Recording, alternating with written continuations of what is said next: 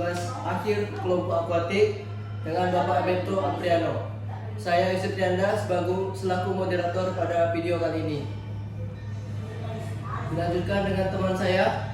Nama saya Ferdian Selubis. Nama saya Fazli Alam. Saya Muhammad Farhan Hidayat. Nama saya Dwi Fajar Dunia. Nah, di sini kami ditemani oleh narasumber salah satu dari pelatih dari BASAT.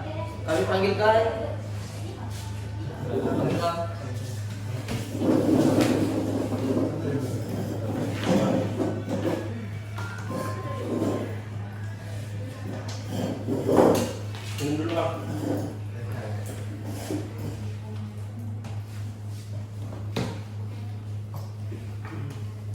teman-teman mungkin belum tahu sama Bang Ilham nih. Ya. Kita persilakan Bang Ilham perkenalan diri dulu. Bang Ilham nih. Oke, perkenalkan nama saya Imam Akbar Saputra. Saya pelatih dari BASAT. Pelatih dari BASAT. Sebelumnya Bang, Abang jadi pelatih ini emang udah bakat dari SD sudah belajar renang atau gimana Bang? Sebenarnya untuk jadi pelatih ini bukan bakat. Bakat tuh pelatih itu dia ada pelatihan khusus sama bakat bisa juga pada cara kita melatih. Jadi Bang, Abang udah bisa Bang mengajar anak TK Bang? Dari TK abang udah pernah ngajar. Kalau untuk pengalaman abang pernah ngajar TK, SMP, SD, SMA, orang kuliah juga. Yang lanjut apa juga orang tua, lansia, sama yang ini orang yang berkebutuhan khusus. Jadi Abang udah coba juga yang latih Bang? Kalau untuk di dunia renang abang kenalnya dari umur 3 tahun. Udah mulai kenal mulai. Mengenal dasar. Kalau untuk melatih abang mulai melatih dari 2015 di pertama kali abang melatih di Sumatera Utara. Terus lanjut kuliah pindah melatih di sini di Padang di klub BASAT. Ngomong-ngomong itu tadi Bang, Abang sendiri dari mana tuh Bang kotanya Bang? Kalau asli abang sebenarnya abang asli orang Minang, asli Maninjau. Cuman abang besarnya lahir di Padang Sidimpuan, besar di Padang Sidimpuan. Terus jadi akhirnya juga di Sumatera Utara.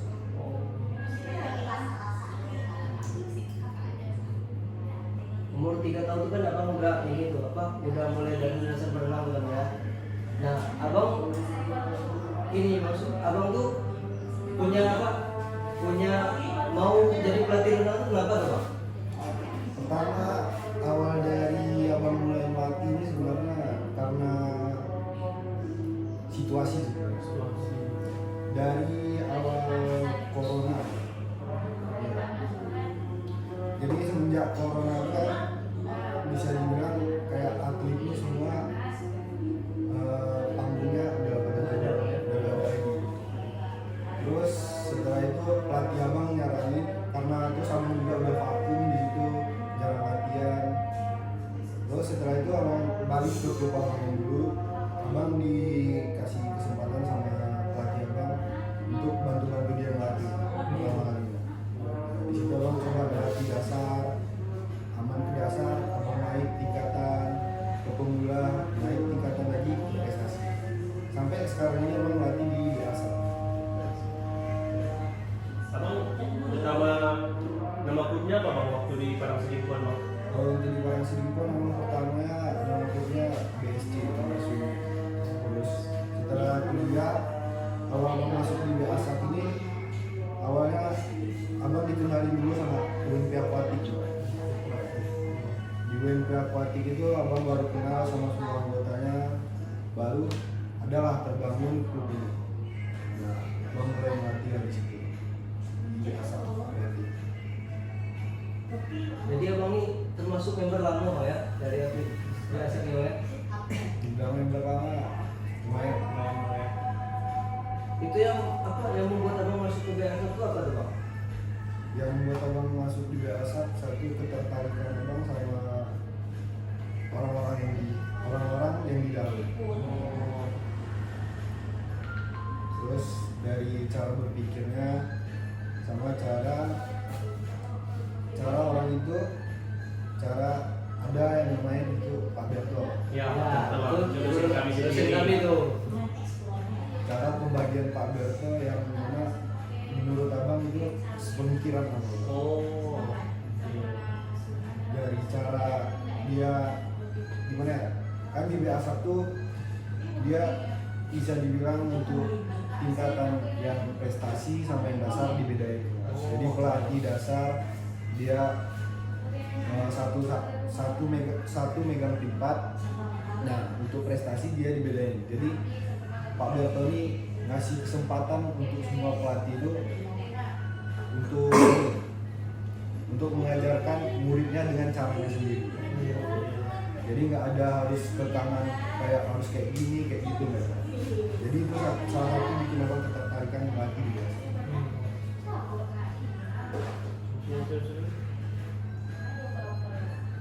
Jadi bang kan kami ini ada tugas bang dari Pak Berto. Ada sebuah pertanyaan bang. Pertanyaannya tuh bang, mengenai anak yang pemula itu bang, yang belum bisa berenang itu bang, bagaimana cara bang sebagai seorang pelatih mengatasinya bang? Pertanyaan tadi yang bagus, mungkin nih pertanyaan-pertanyaan yang dimana orang semua pasti nanyain dari orang tua murid gimana caranya ya. Iya. Sebenarnya tergantung usia sama anaknya, usia sama murid ini. Kayak untuk melatih dasarnya, ya kalau untuk program dasarnya ya kayak kayak semua pelatih ya muncul gimana gerakannya. Cuman itu kan programnya. Yang ditanyakan tadi caranya Pak. Iya, Pak. Nah, cara yang pertama itu kita harus mengerti situasi, kondisi, sama kita harus mengerti sama murid kita yang kita ajarkan ini. Ya, tergantung usia juga. Kalau dia usianya masih 4 tahun, TK, SD kelas 1 sampai kelas 5 lah bisa dibilang, atau kelas 4, itu jangan kita paksakan dia yang harus ngikutin kita, tapi kita yang masuk ke dalam dunia dia. Jadi tahu kan, untuk anak yang dari, apalagi kalian ini PO kan, pendidikan olahraga. Nah, kalian juga kalau misalnya kalian disuruh ngajar hampir 11 atau 12 sama kalian, kalau ketemu anak yang segitu kecil, jangan dipaksakan dia masuk ke dunia kalian, tapi kalian yang masuk ke dunia dia. Karena itu bisa dibilang kayak untuk anak 4 tahun sama TK, itu dunia orang itu masih dunia bermain. Salah satunya boleh kita masuk ke dunia dia, tapi kita ingatkan juga, kita ingatkan sama kita arahkan. Itu dia. Dari untuk anak yang apa ya, masih kecil ya. Kalau yang untuk SMA, SMP, SMA mungkin udah bisa diarahkan, lebih mudah kita melatihnya. Untuk anak kecil itu caranya kita masuk ke dunianya dulu, kita ikuti semua prosesnya. Kita misalnya dia mau ajak kita main, kita ikutin dia bermain dulu. Setelah kita ikutin dia bermain, baru kita arahkan sedikit demi sedikit. Jangan langsung kayak gini ya. Semakin banyak suara yang dia dengar, semakin malas dia. Jadi besoknya dia langsung malas, sama dia bisa jadi dia bilang ke orang tuanya, "Dah mah, malas ngelatih, dipaksa gini-gini." Iya, betul. Apalagi anak kecil itu kan udah bosan bang ya. Nah, itu dia. Apalagi anak kecil itu udah bosan, udah ngerti lah mood anak kecil. Iya. Apalagi anak kecilnya yang bisa dibilang yang hiperaktif. Nah, itu sebenarnya seru melatihnya. Dan anak hiperaktif itu seru karena dia kan aktif sana sini. Jadi itu kayak yang tadi pertama kali, kita yang masuk ke dunia itu, kita ikuti cara bermain dia, kita arahkan pelan-pelan. Mungkin untuk dasarnya kita bisa mengajarkan dia dulu untuk atur pernapasan. Atur pernapasan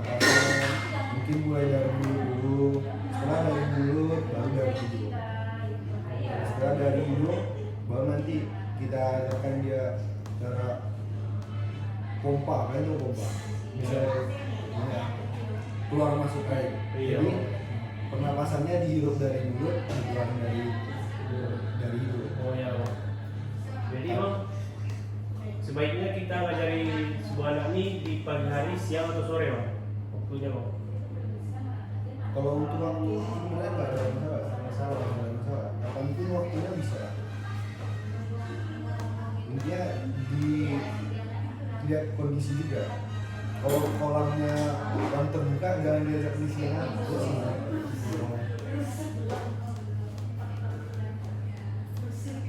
Itu kan untuk misalnya kan anak menurut Arong sendiri bang ya, kalau melatih orang untuk jadi atlet itu bang lebih baik dari kecil atau dari SMA atau dari SMP bang? Lebih baik yang Lebih freshnya sebenarnya kalau bisa dari kecil. bang. Kalau mau dia matang, ajari yang aku kalau untuk renang ya. Kalau menurut abang dari 4 tahun tuh udah mulai lah. Walaupun nggak usah dipaksain untuk jadi atlet dulu, setidaknya dia bisa mengenal dasarnya, mengenal air. Jadi kita arahin dulu ketertarikan dia dengan air. Jangan langsung dipaksain harus jadi atlet gini. Lihat ketertarikan anak juga. Kita nggak bisa maksain anak dia misalnya dia harus jadi atlet renang, tapi sedangkan dia nggak senang sama Iya. renang. Kita paksain nanti tiba-tiba di tengah jalan putus. Nah itu tuh bisa dilihat dari itu gunanya pelatih. Pelatih itu bisa dia melihat mana bakat anak itu dari kecil, mana yang enggak. Semua anak tuh udah diatur semua bakat. Tergantung mood sama kesenangan dia. Jadi pelatih punya pandangan bang ya, anak itu bisa jadi atlet atau Nah, udah bisa lihat bang ya. pelatih itu punya pandangan tersendiri.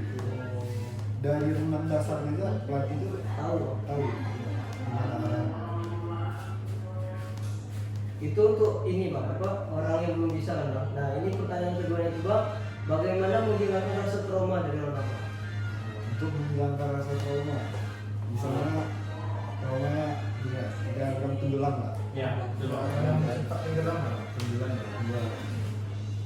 Misalnya untuk anak kecil, anak SD atau apa, anak SMA, trauma itu kan kayak rasa ketakutan. Betul. Ketakutan diri kita. Nah, itu caranya sama kayak kita melatih dasar tadi. Gak bisa kita paksain langsung. Jadi kita jelasin dulu. Kalau untuk SMP SMA mungkin misalnya kita jelasin. Nah, kita bantu juga. Pokoknya itu cara pelatih untuk orang-orang yang trauma sama air itu bisa dialihkan. Misalnya kalau untuk anak-anak dirinya bermain dulu, diajak cerita, bisa komunikasi. Pokoknya kita lupakan dia, kenangan dia yang tenggelam itu. Jangan ingatin dia sama hal itu. Mungkin bisa untuk dasarnya kita bisa ajak main-main di pinggir kolam aja dulu. Main di pinggir kolam. Siapa main di pinggir kolam nanti itu untuk anak-anak dan atau yang lainnya. Kita cerita-cerita, ngobrol. Gak semua harus tentang renang kita ngobrol. Oh ya. Yang penting kita dekat sama dia. Nah orang yang punya trauma ini dari pengalaman abang, orang itu bakal percaya sama kita kalau kita udah dekat sama dia. Jadi nggak bisa kita langsung baru kenal, langsung apa? Iya. Oh ya. Itu tingkat trauma dia pasti langsung naik, langsung nggak berani lihat air tuh takut. Ya, betul. Makanya di situ gunanya komunikasi. Nah, kita ajak ngobrol dulu. Pokoknya jangan kita arahin bahwa air itu menyeramkan. Malah kalau kalian udah pandai berenang itu, kalian udah pandai berenang, orang-orang yang udah pandai berenang itu lebih susah itu tenggelam daripada berenang. Logikanya Ya. ini ya. Kalau kalian lihat orang-orang yang tenggelam, waktu dia tenggelam itu, kalian lihat, Ya. dia kan sempat minta tolong. Ya, kayak di atas lah. Panik, ya. Panik. kayak mana coba kita logika kita, orang yang minta tolong itu kita ubah dengan cara dia ngambil napas santai aja. Oh, iya. Jadi dia ngatur napasnya, dia paling tolong. Iya, iya. Sedangkan itu bikin badan kita lemas, mengeluarkan banyak oksigen dari tubuh kita. Itu yang bikin kita tenggelam. Karena kalau kita tahan aja oksigen, itu akan beresin kita mati. Orang yang tenggelam itu dia udah habis oksigen dari tubuhnya. Nah terus semua air itu udah masuk ke dalam. Udah masuk, nah itu kan tenggelam di bawah. Ya, betul. Udah penuh air di dalam tubuhnya, kan nambah lagi. Ya. Nah itu yang kebanyakan orang meninggal. Oh, iya. Nah itu yang mengakibatkan trauma. Ada juga dia traumanya karena cuma melihat orang aja.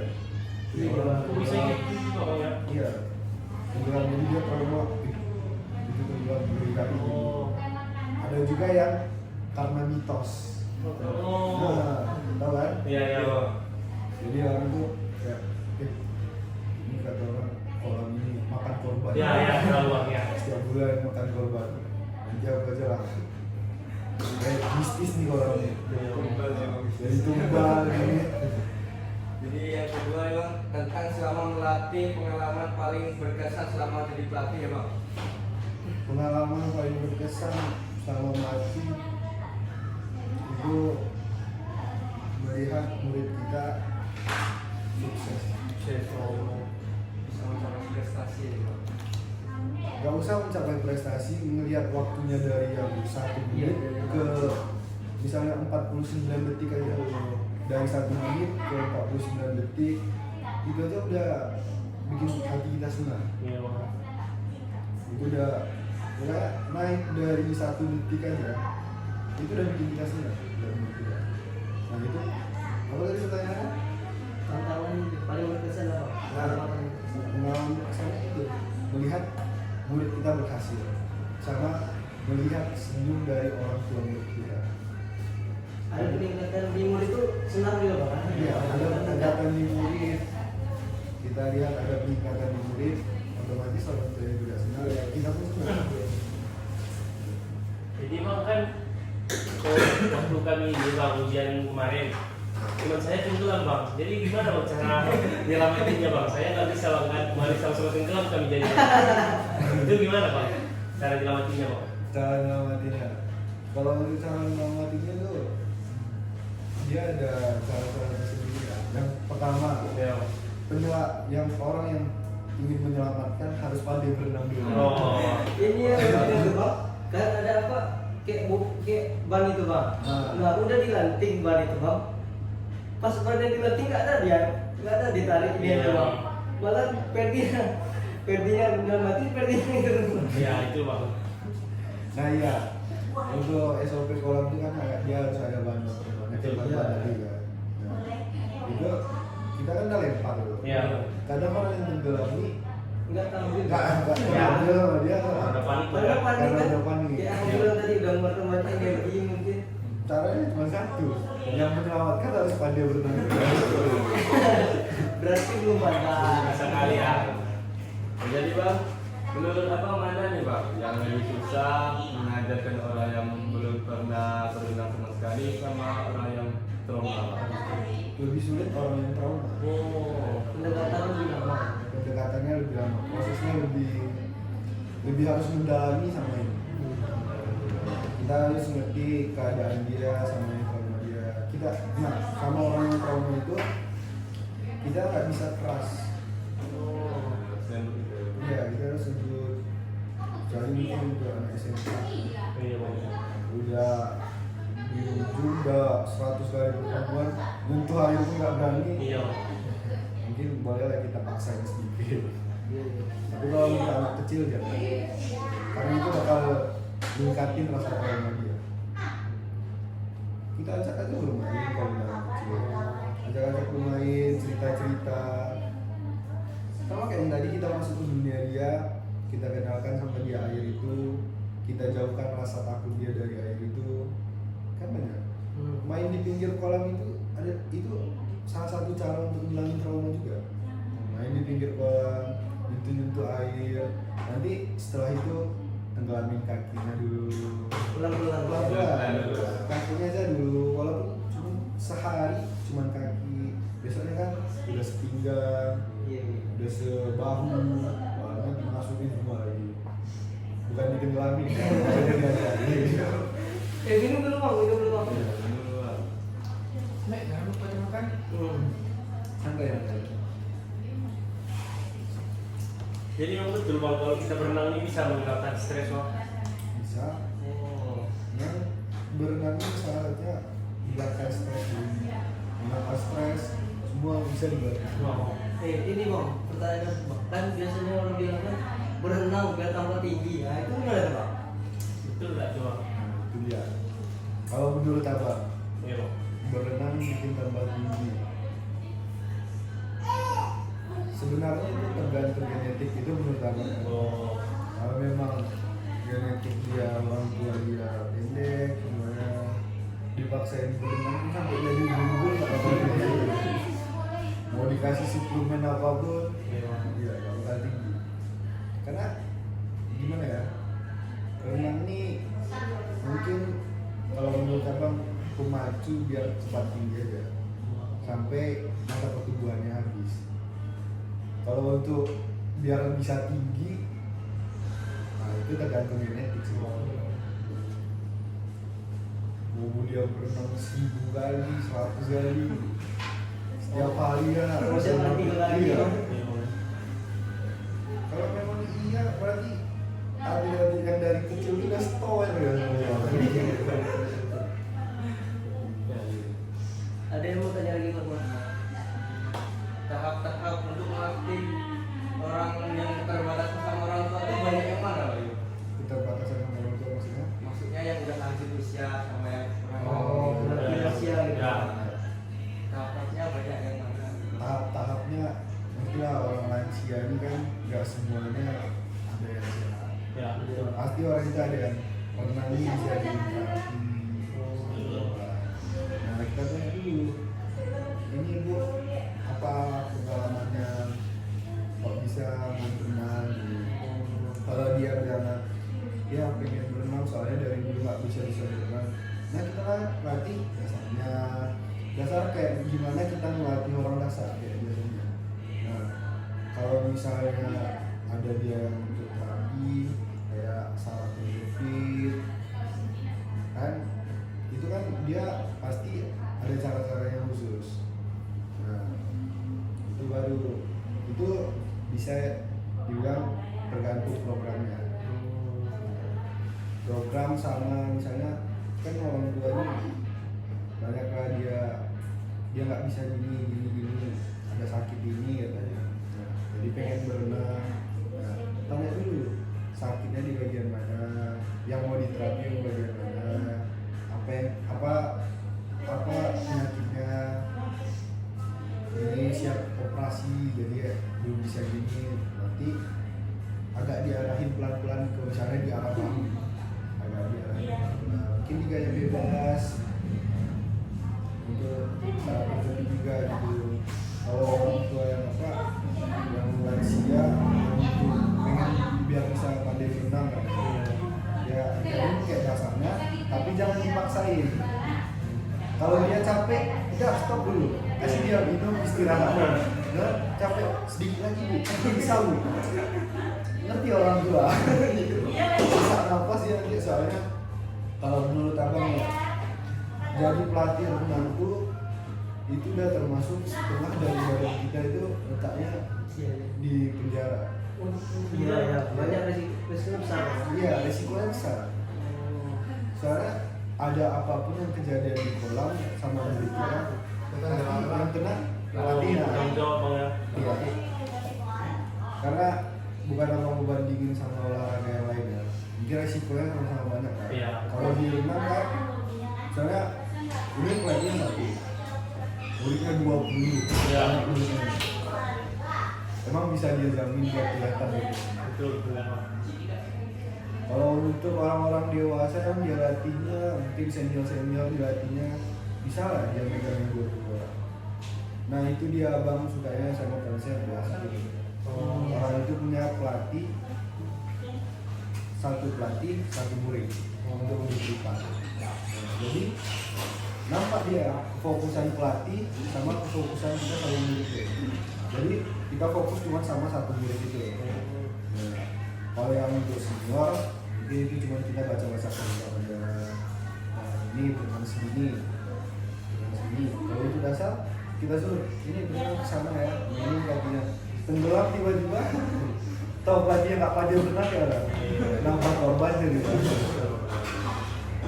Jadi gerak dasar yang kita ajarkan kepada seseorang ini bang, gaya renangnya gaya apa dulu bang? Renang gaya dada atau gaya bebas bang? Nah, itu kalau antara gaya bebas atau gaya dada tergantung anaknya.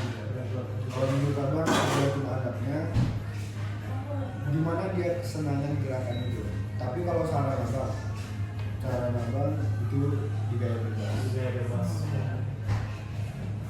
Memang banyak orang dia nggak dasar di gaya bebas, nggak dasar di gaya dada. Gimana ya?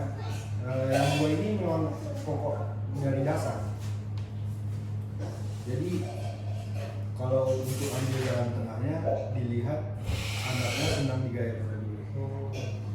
Kalau dari abang selama ini abang latih lebih banyak kalau melihat anak-anak ini untuk anak-anak ya sama untuk pokoknya lebih cepat dari semua murid ini orang itu pandai gaya bebas. Karena kalau untuk keunggulan gaya bebas ini menurut abang di satu sisi kalau untuk anak SMA yang mau tes itu kan sangat perlu kecepatan. Iya. Itu perlu untuk di gaya bebas. Kalau untuk anak dasar, anak SD atau apa, gaya bebas ini bisa juga salah satu pemicu biar anak ini makin senang sama renang. Jadi bisa kita seret untuk jadi atlet. Itu dia. Tapi bang, ada juga bang, orang tuh udah bisa berenang bang, tapi dia tuh takut yang di bagian dalam. Nah, itu dia yang juga trauma yang tadi. Trauma yang tadi itu kan sebenarnya rasa takut. Dia pandai berenang karena apa? Karena dia belum pernah coba. Dia tahu dia pandai renang, tapi dia berenangnya memang dia jago berenangnya, tapi di kolam segini semua. Belum pernah coba kolam 2 meter. Jadi dia cuma coba kolam 1 meter yang sedagu-dagu dia. Padahal dia bisa berenang. Intinya dia harus coba. Ini bang pertanyaan terakhir bang. Pengalaman lucu bang selama melatih itu ada apa?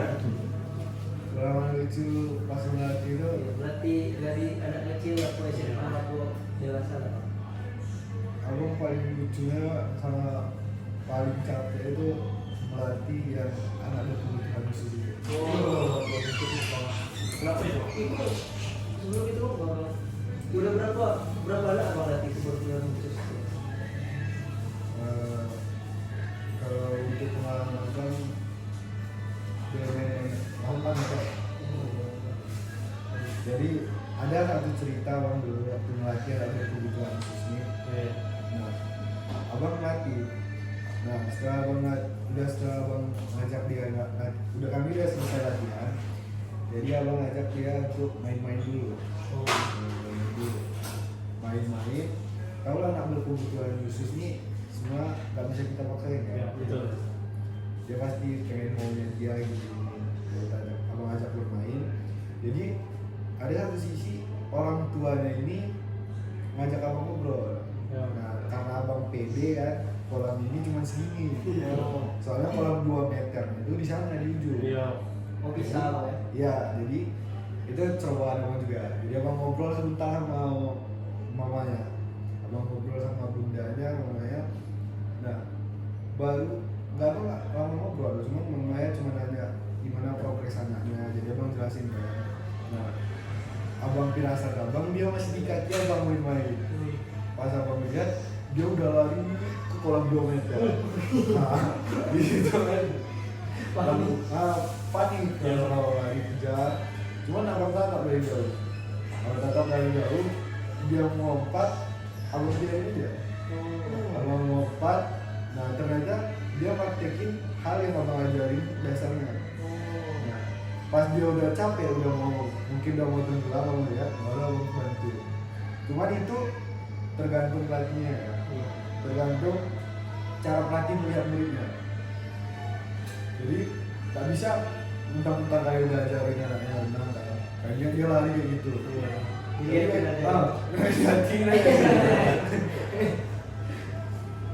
Kita bisa baca dari ekspresi mukanya, mana yang muka dia panik, mana muka dia yang senang. Jadi itu salah satu cerita lucu juga pas abang melatih. Abang kira anak yang masih di sekolah, tahu dia udah lari di sana. Sehingga dari pelatih itu jangan pernah lengah, untuk dari pelatih renang jangan pernah lengah untuk melihat anaknya. Kalau memang kita mau ngobrol dari kisah abang tadi, kita suruh anaknya naik dulu guys. Jangan kayak abang tadi abang bilang. Itu karena abang pilih kolamnya cuma selutut abang, jadi abang udah main lah abang bilang. Tahu dia. Saya dia nggak berpikir itu. Abang juga sama abang di situ kan. Abang terlalu percaya. Itulah bang. Masih banyak bang ya. Itulah kawan-kawan tugas akhir kelompok kami. Semoga apa yang Bang sampaikan dapat membantu kawan-kawan semua, dapat bermanfaat untuk kawan-kawan semua. Kami akhiri. Wassalamualaikum warahmatullahi wabarakatuh.